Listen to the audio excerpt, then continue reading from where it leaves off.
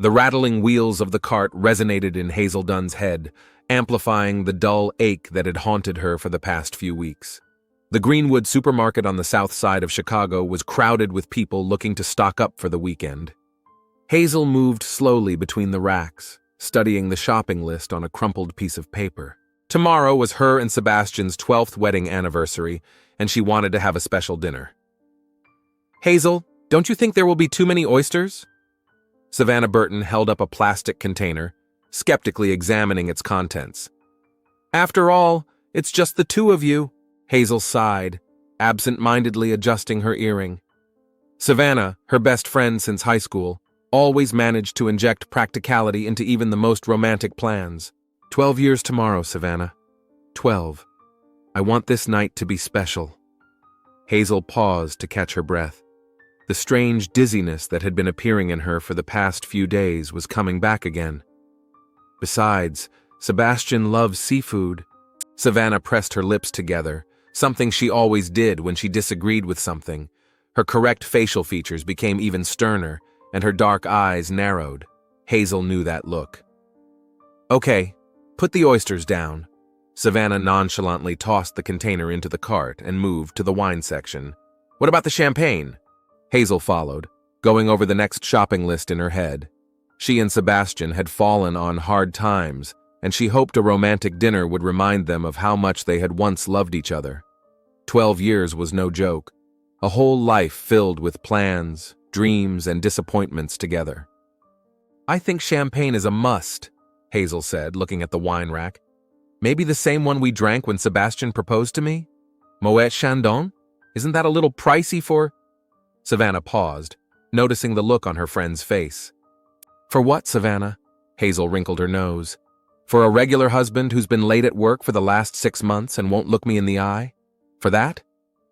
Hazel's voice shook, and she lowered her gaze to hide the tears that were coming. Savannah stepped closer and put a hand on her shoulder. "Hey, honey, I didn't mean it like that," her voice softened. "It's just that you've been pale as chalk the last few days. Are you sure you need this dinner? Maybe we should postpone the celebration?" Hazel shook her head. To postpone was to admit that something was wrong, to recognize that the chasm between her and Sebastian was growing deeper. "We're celebrating tomorrow," she said firmly, taking a bottle of champagne from the shelf. 12 years, after all. Savannah nodded, but there was concern in her eyes. "Okay, sunshine, what else is on your list?"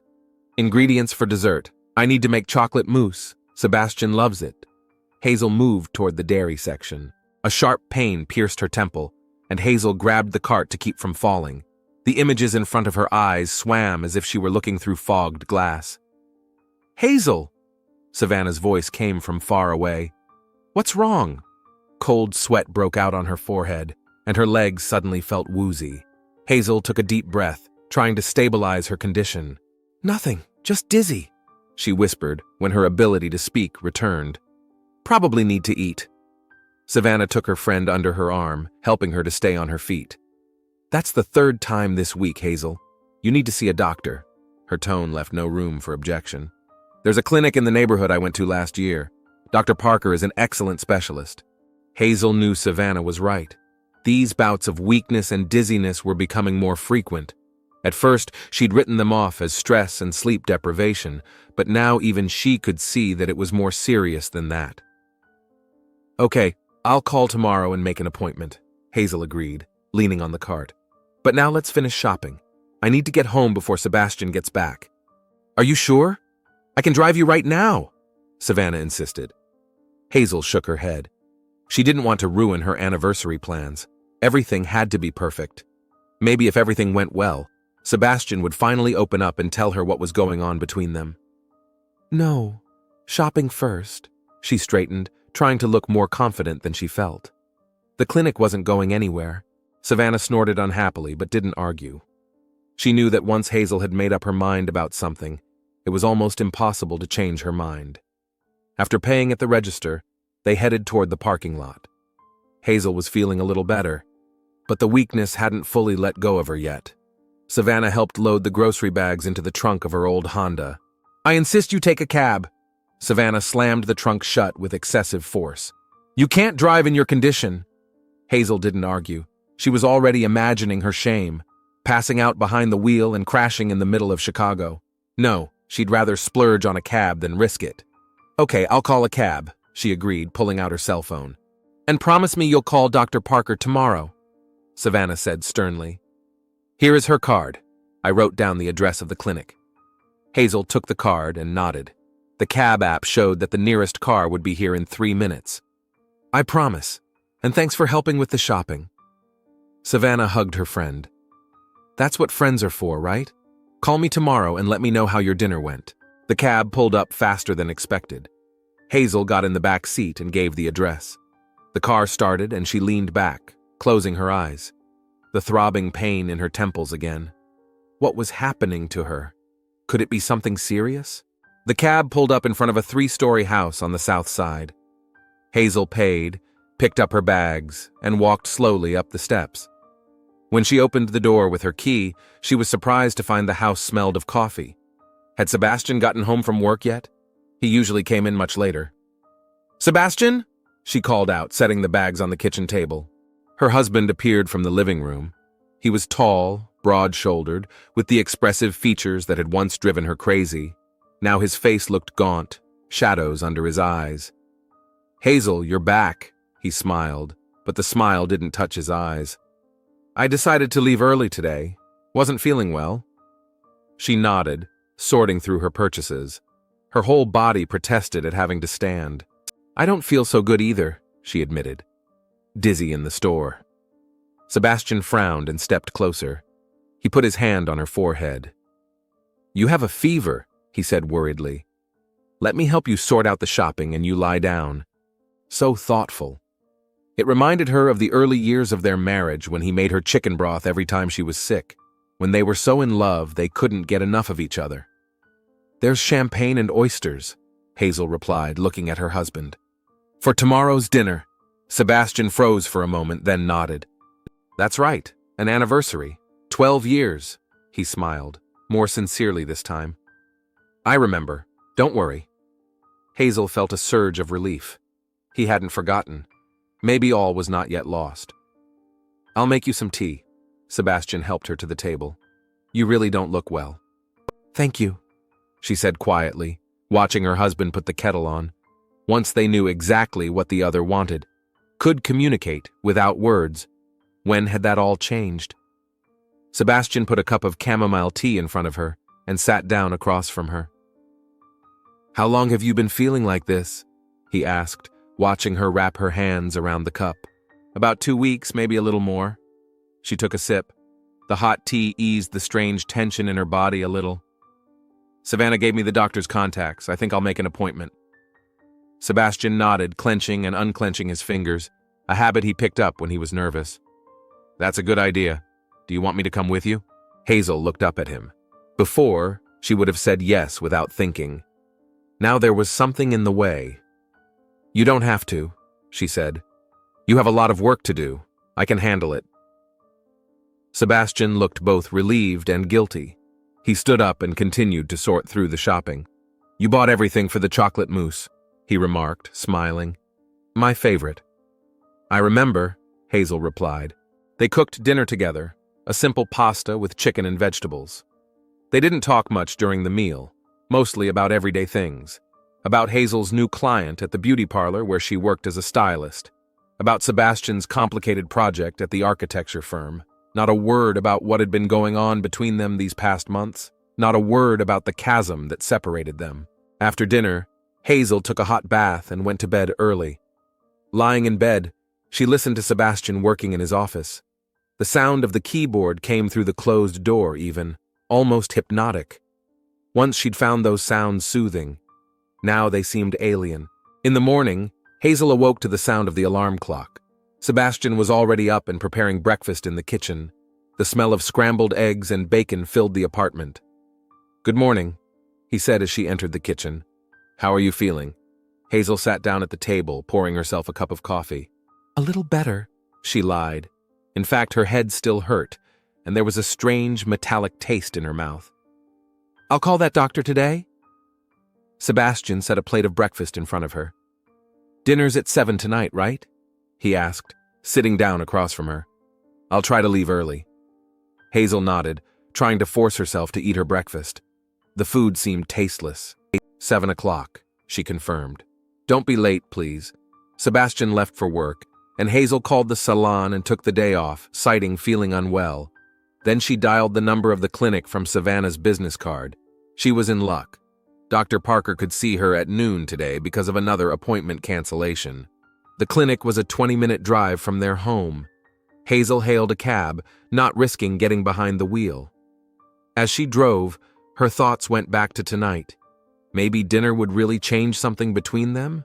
Remind her why they'd fallen in love 12 years ago?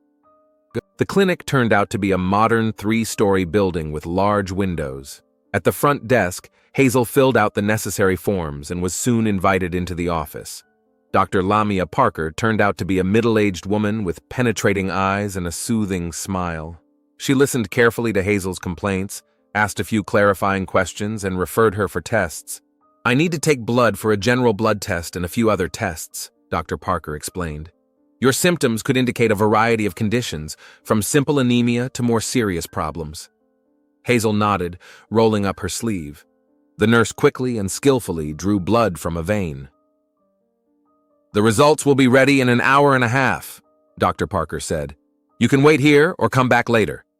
I'll wait, Hazel decided. It was my day off anyway.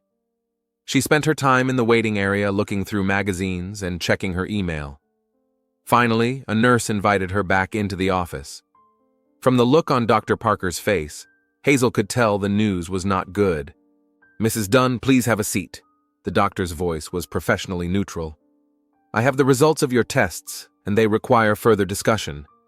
Hazel slowly lowered herself into the chair, feeling her pulse quicken. What's wrong with me? She asked, trying to keep her voice steady. Dr. Parker folded her hands in front of her. Mrs. Dunn, you have HIV antibodies in your blood, she said with professional compassion. It's positive for human immunodeficiency virus. Time seemed to stop. Hazel looked at the doctor but couldn't see her. Her ears rang and black dots swam in front of her eyes. It's impossible, she whispered. There must be a mistake. Dr. Parker shook her head. We've already run a confirmatory test. It's positive. She held out the results sheet to Hazel. But it's not a death sentence, Mrs. Dunn. Modern antiretroviral therapy allows people with HIV to lead almost normal lives with the right treatment. HIV, the 3 letters that redefined her entire life. Hazel couldn't believe what was happening. Her, a 35-year-old woman who had been married for 12 years, who had never cheated on her husband. How could I have gotten infected? She asked, clutching the results paper so tight her knuckles turned white. Dr. Parker looked at her carefully. HIV is transmitted through blood, unprotected sex, or from mother to child. Have you had any medical procedures involving blood, or... Hazel shook her head. The only man in her life for the past 12 years has been Sebastian, which means... Yeah, I have to go. She stood up, feeling the ground go from under her feet.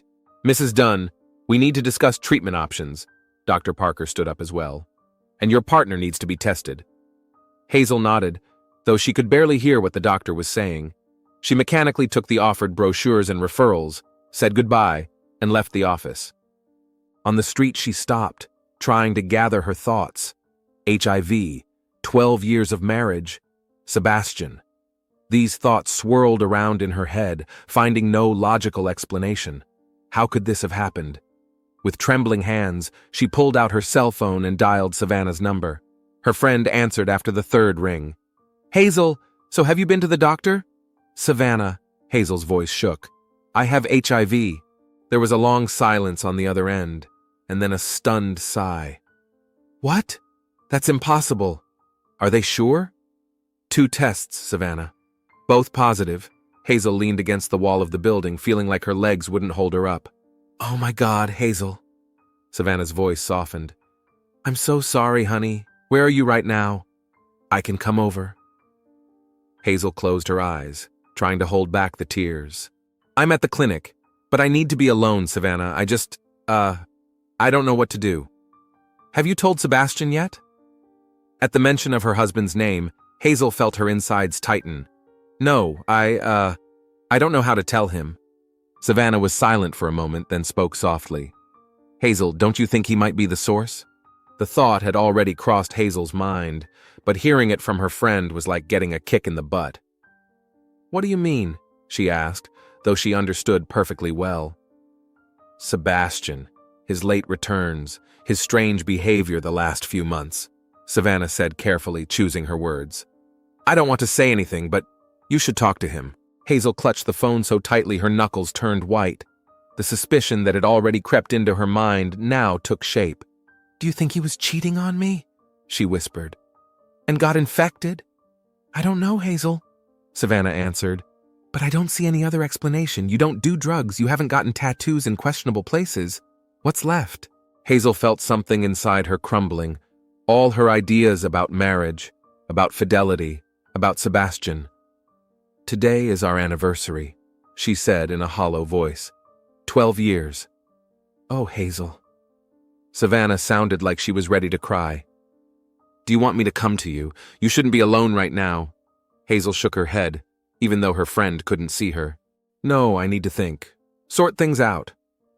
After her conversation with Savannah, she sat on a park bench across from the clinic for a long time. Her thoughts were confused. How could Sebastian do this to her? If he was cheating, why hadn't he used protection? Or was he unaware of his status? Or maybe he had, but he'd risked her health anyway. She remembered how they'd met. A contemporary art show Hazel had gone to with a friend. Sebastian was there as an aspiring architect. His project was part of the exhibit. They got to talking at one of the installations, and by the end of the evening, he was writing down her phone number. 3 months of courtship, a passionate affair, and then a marriage proposal against the backdrop of Lake Michigan. And now?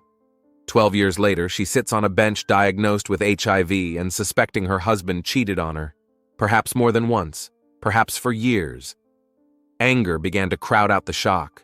How could he? How could he betray her trust like that? Her love? Jeopardize her life? She couldn't go home. She couldn't see him, pretend everything was all right. Cook a celebratory dinner, open the champagne, pretend they were still a happy couple. After much deliberation, Hazel decided to go to her brother's house. Derek Holloway was 6 years older and had always been her protector. When they were growing up in a dysfunctional South Side neighborhood, it was Derek who drove away bullies, helped with homework, and supported her after her parents died.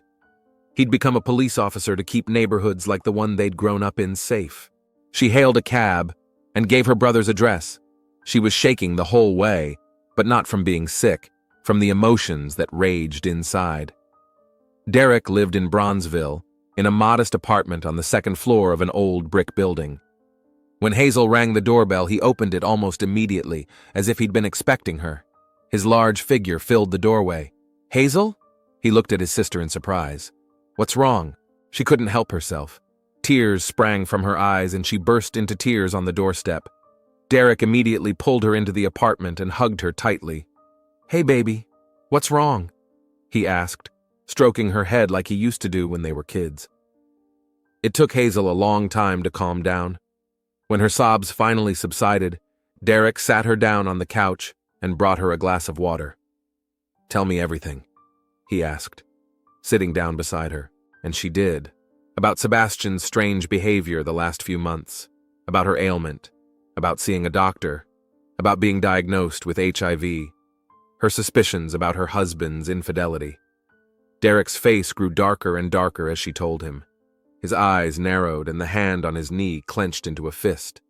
I'm going to kill that bastard, he said quietly, but deadly serious when Hazel finished. Derek, no. Hazel put her hand on her brother's shoulder. It's not a solution. Derek ran his palm through his short-cropped hair. His massive figure seemed even larger from the tension that stiffened his muscles. Hazel, do you realize what he did? He gave you HIV. Intentionally or stupidly, it doesn't matter. It's a crime. Derek's voice sounded like a police interrogator. We can file a report. Prosecute him. Hazel leaned back tiredly on the couch. She had a headache, and talking about the legal ramifications seemed surreal, out of place. What am I going to say? That my husband infected me because he cheated? I have no proof. She shook her head. And it's not going to bring my health back, Derek. It's not going to give me my life back. Derek sat down next to her, his big hand covering his sister's palm. Listen, baby girl, HIV is not a death sentence right now. There are treatments, medications. People have been living with it for decades, leading normal lives, he said softer, trying to reassure her. I'll be here for you. We'll get through this. Hazel looked at her brother. He had always been her protector, ever since she was a little girl. When her father died of an overdose, when her mother died in a car accident, when the neighborhood boys teased her about her shabby clothes, Derek had always been there, ready to stand up for her. I don't know what to do, Derek, she whispered. Today is our anniversary, 12 years together. I was going to make dinner, open the champagne. Her voice broke, and new tears streamed down her cheeks. Derek put his arm around his sister, and she snuggled her face into his shoulder, the way she'd done as a child when the world seemed too cruel. Stay here tonight, he said, stroking her back. Tomorrow we'll decide what to do next, together. Hazel nodded, grateful for her brother's support. But in the back of her mind, she already knew what she was going to do, knew what she had to do. Derek made dinner, a simple pasta with tomato sauce, but Hazel barely touched the food. Her thoughts were far away, in the apartment she shared with Sebastian, in the bed they shared, in the life she thought was hers, but which turned out to be built on lies. You didn't ask the doctor how long ago you might have been infected? Derek asked, picking up plates from the table. Hazel shook her head. No, but the symptoms started a few weeks ago, although, as far as I know, HIV can take years to manifest itself. Derek nodded, frowning. So he could have been cheating on you for a long time, probably for years. The thought was like a blow under the breath. Hazel had never considered that the betrayal could have lasted that long, that everything she'd believed for the last few years could have been a lie. I don't know, she answered, and I'm not sure I want to know. The evening passed in heavy silence. Derek sat nearby, occasionally turning on the television, trying to distract his sister. But Hazel barely noticed the images flickering on the screen. Her mind was busy counting the losses, her health, her marriage, her future, her trust. Everything was crumbling like a house of cards, from one diagnosis, one betrayal. When Derek drifted off to sleep, Hazel stayed on the couch, staring at the ceiling. Sleep wouldn't come. All she could think about was Sebastian. Where was he now? At home, waiting for her to return, or with the woman who may have infected him? Does he know about his diagnosis? Had he kept it from her? These questions swirled in his head, keeping him from calming down. And they were followed by another. What should she do next? Should she call Sebastian? Go home and talk? Tell him about the diagnosis? Demand an explanation? But what explanation would make any difference? What words could fix what was broken? Hazel thought about Savannah. Her friend had long noticed the oddities in Sebastian's behavior, hinted that all was not well. Hazel had dismissed it, not wanting to see the truth. Perhaps if she'd listened sooner, things might have been different. But it was too late to change the past. In the silence of Derek's apartment, to the ticking of the old wall clock, Hazel began to realize what she needed to do. Find out the truth, in all its ugly wholeness. Find out who had betrayed her trust, ruined her life, and make her pay. The thought was so clear, so simple, Hazel wondered why it hadn't come to her sooner.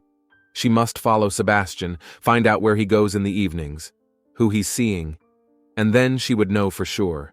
The decision brought a strange relief. For the first time all day, Hazel felt she could breathe, that she could move forward. May this path lead to darkness, but at least it was a path. She closed her eyes, and sleep finally came, restless, nightmare-filled sleep, but sleep nonetheless. The pre-dawn haze enveloped Derek Holloway's apartment. Hazel lay on the couch her brother had given her, wrapped in a thin blanket. Sleep wasn't coming. Every time she closed her eyes, she saw the test results, heard Dr. Parker's voice saying the dreaded 3 letters, HIV, a diagnosis that was now a part of her life, a diagnosis her husband had likely given her. In the next room, Derek breathed softly. Her brother, her protector. He'd spent a long time yesterday calming her down, promising to help, talking about justice and a possible lawsuit. But the words seemed empty. No trial would bring her back to health. would not cure her betrayal. The clock on the wall read 5 in the morning. Quietly, trying not to make a sound, Hazel rose from the couch. She already knew what she was going to do. The decision had come to her in the night, in the moment between waking and forgetting. Clear, ruthless, the only possible one. Derek kept his service weapon in the bedroom safe. The code was their mother's birthday. Hazel remembered her brother mentioning it once without giving it much thought. "So I certainly won't forget it," he'd joked then. Her brother's apartment was small but cozy. Hazel tiptoed down the short hallway to the bedroom. The door was ajar, and she could see Derek's silhouette on the bed. He was asleep on his back, resting his hand on his chest, as he always did. Some habits don't change for years. The safe was in the closet. Hazel carefully opened the door, thanking her older brother for his habit of oiling the hinges. Inside, on the top shelf, was a small metal box. She typed in the code. The lock clicked almost silently. The gun lay on a velvet backing, a Glock, the standard weapon of Chicago police officers. Hazel had never held the weapon, but she'd seen Derek disassemble and clean it. A clip of ammunition lay next to it. She took both, closed the safe, and left the room. In the living room, Hazel took a tissue out of her purse and carefully wiped the gun and the clip, wiping away any possible Derek prints. Then, following a vague memory of her brother's handling of the gun, she inserted the clip into the grip. A click, and the gun was loaded. She put it in her bag and looked around, looking for something to leave her brother as a parting gift. A notepad and pen were found on the kitchen table. "I'm sorry, Derek, I have to do this on my own. Love you, Hazel." A short note that wasn't likely to explain everything, but it was the best she could come up with. She put the note on the couch where she slept. Derek would probably realize she'd taken his gun, probably even guess why. But by the time he woke up, it would all be over. Hazel walked quietly out of the apartment, closing the door behind her. The morning air was cool, the streets nearly empty. She hailed a cab through an app and waited, cradling her bag with her gun. The cab arrived 7 minutes later. Hazel gave her home address and leaned back in the seat, looking out the window at the waking city. Houses and streets whizzed by like snapshots from someone else's life. Her life, her real life, had ended yesterday in Dr. Parker's office. Chicago was slowly coming back to life. Coffee shops were opening, the first pedestrians were hitting the streets, hurrying to work. A normal day for them, but not for her. The house greeted her with silence.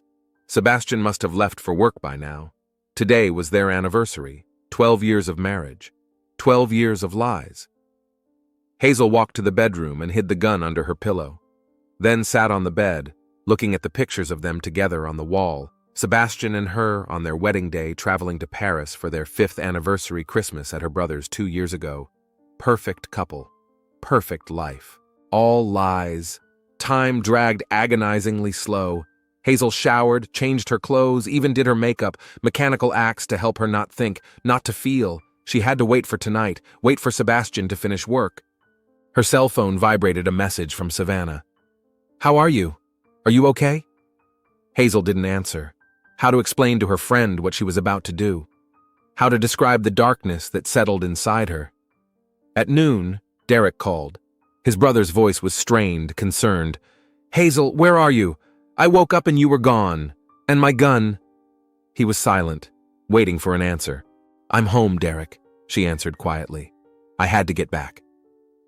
"You took my gun." It wasn't a question. It was a statement. "Hazel, whatever you're thinking, it's not a solution. Come back to me. We'll talk. We'll find a way out." Hazel closed her eyes, feeling the tears roll down her cheeks. "I've already found a way out, Derek. The only way I can." "No, Hazel, listen to me." His brother's voice became harder. "You don't know what you're doing. This is not a way out. It's a crime. I'm coming to you right now." "Don't," she said sharply. "Yeah, I'll get your gun back. I just needed to feel safe." Lying came easy. Too easy for someone who'd always prided herself on her honesty. "Hazel, don't do anything stupid."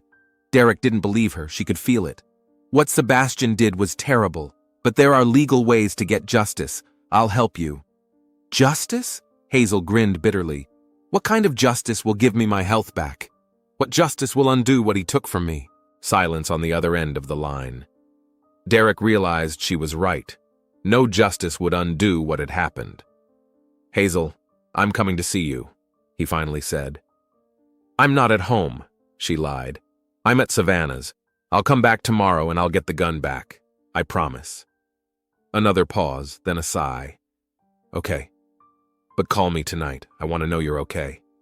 Of course, she replied softly. Love you, Derek. Love you too, baby. Finished talking, Hazel turned off her phone. Her brother would probably try to see if she was really at Savannah's, but it would probably be over by the time he realized she'd lied.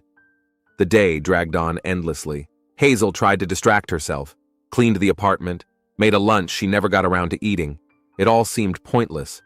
At 4 o'clock, she began to get ready. She put on dark clothes, braided her hair, removed the makeup from her face, then pulled the gun out from under her pillow and put it in her bag. At 6:30, she left the house and got into the car. Sebastian usually finished work at 6. The architecture firm where he worked was in the center of town. Hazel parked on a nearby street that gave her a good view of the building's exit. The cold metal body of the gun lay in her bag. Occasionally, she touched it to make sure it was real, that this was all really happening. At exactly 6, the front doors of the bureau opened and people started coming out. Hazel watched carefully, searching for the familiar tall figure of her husband. He appeared at 6:15, buttoning his coat as he went. He looked his usual self, confident, handsome. No sign of guilt or illness on his face. Sebastian walked to the parking lot, and a few minutes later drove out in his black Volkswagen. Hazel started the engine and followed him, keeping a safe distance. Her heart was beating so hard, it felt like it was about to burst out of her chest. Contrary to expectations, Sebastian didn't go home. He headed in the opposite direction, toward the Wicker Park neighborhood. Hazel didn't know who his acquaintances lived there, or strangers. Traffic was heavy, but she didn't lose sight of her husband's car. Finally, Sebastian turned onto a quiet street with rows of old brick houses and parked. Hazel stopped half a block away from him, watching through the windshield. Sebastian got out of the car, looked around, and headed toward one of the entrances. He looked nervous, glancing around every now and then. Then he dialed the code on the intercom and disappeared inside the building. Hazel squeezed the steering wheel until her fingers ached. This was it. Proof. He wasn't going home. Not to her place to celebrate their anniversary. He was driving to someone else's. After waiting a couple minutes, Hazel got out of the car and walked up the driveway. The door was unlocked. Sebastian apparently hadn't closed it behind him. She stepped into the dark hallway and listened. Silence. 4 doors on the first floor. From which one were voices coming from behind? Footsteps? The answer came in the form of a woman's laughter from the apartment on the right, muffled, but clearly sounding intimate. Hazel went to the door and listened. Sebastian's voice, low, inaudible. A woman's laughter again. She knocked. 3 sharp blows of her fist on the wooden surface. The voices outside the door fell silent. Footsteps. The click of the lock. The door ajar and the face of an unfamiliar woman appeared in the opening. A beautiful woman. Younger than Hazel, maybe 5 years younger. Dark skin, expressive cheekbones, plump lips. Eyes widened in surprise. "What can I do for you?" the woman asked, clearly not recognizing Hazel. "Is Sebastian home?" Hazel asked bluntly, feeling the hatred rising inside. The woman hesitated for a moment, then tried to close the door. "You have the wrong address." Hazel pushed the door open with her shoulder and the woman recoiled. The door swung open, revealing a small but cozy apartment, and Sebastian, frozen in the middle of the living room with a glass of wine in his hand. "Hazel?" His face contorted with shock and fear. "What are you doing here?" Hazel stepped inside, slamming the door behind her. "Today is our anniversary, Sebastian," she spoke softly, but each word dropped like a stone. 12 years of marriage, and you're here with her. The woman backed away from Sebastian, clearly frightened. "Who is this?" she asked. "What's going on?"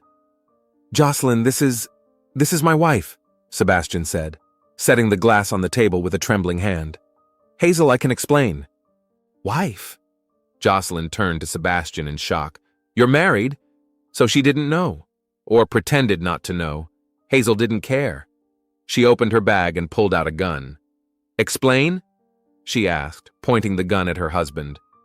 "Explain why you betrayed me, why you jeopardized my health, my life," Jocelyn shrieked as she saw the gun.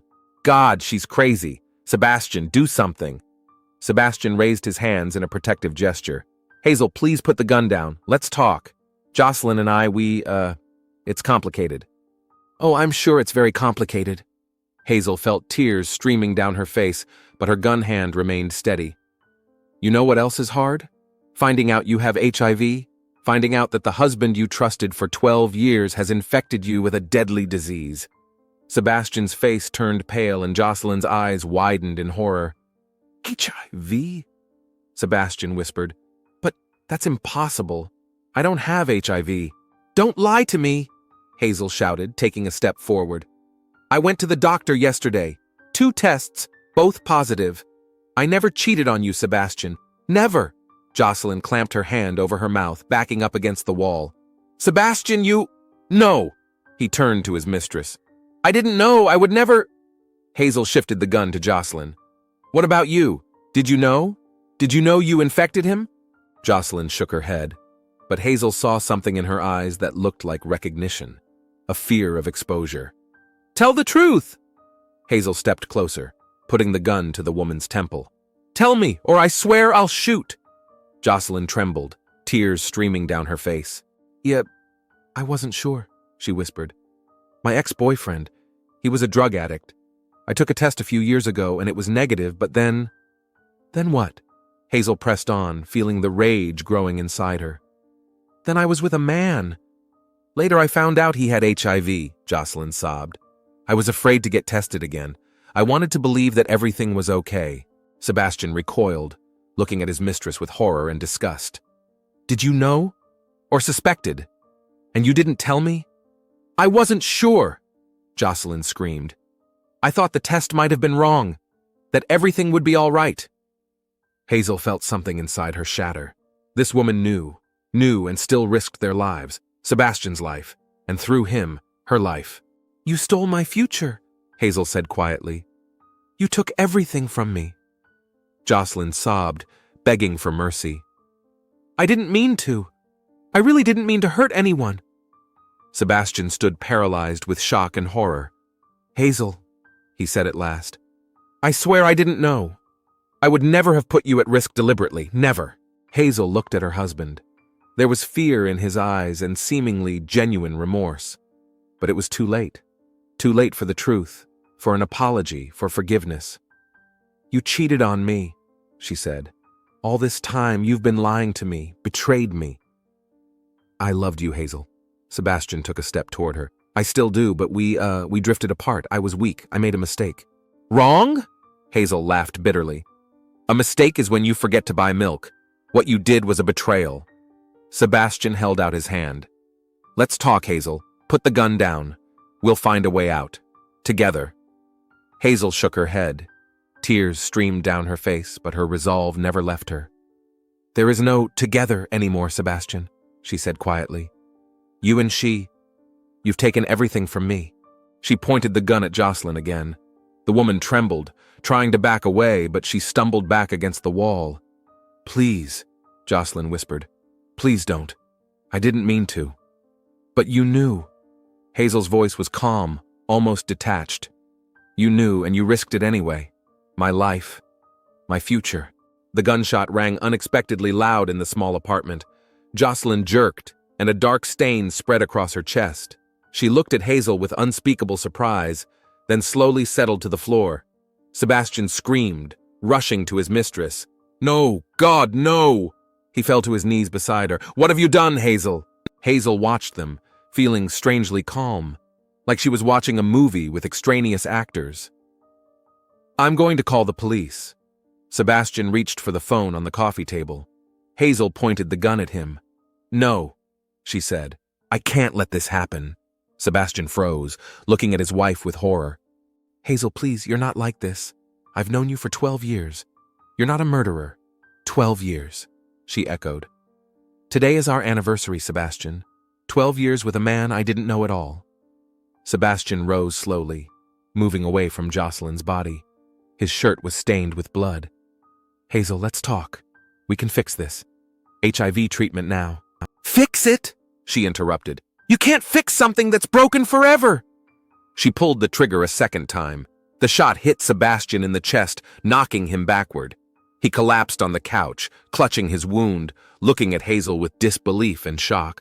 "Why?" he whispered as his breathing became ragged. "I loved you."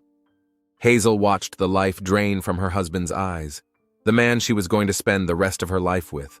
The man who had ruined that life with his own hands. 12 years was all she could say. When Sebastian stopped breathing, Hazel looked around. 2 dead people, her husband and his mistress. Blood on the carpet, on the furniture, on the walls. She had to leave. Now. The neighbors had probably already called the police after the sound of gunshots. Hazel wiped the gun with the edge of her blouse and placed it next to Sebastian's body. Then, taking care not to step in the pools of blood, she headed for the exit. There was no one in the hallway. She stepped out of the entryway and walked briskly to her car, trying to breathe steady and not attract attention. As she got behind the wheel, she noticed her hands were shaking. There were bloodstains on her blouse, Sebastian's or Jocelyn's. She didn't know. It didn't matter anymore. Hazel started the engine and slowly pulled away. She needed to get as far away from here as possible. She needed to think about what to do next. If the police connected her to the murders, they would be looking for her. Derek must have realized by now that she'd lied about her whereabouts. He could have guessed what had happened. He could have tried to find her. There were no police cars in sight, but she could hear sirens in the distance. Hazel turned onto a nearby street, trying to stay off the main roads.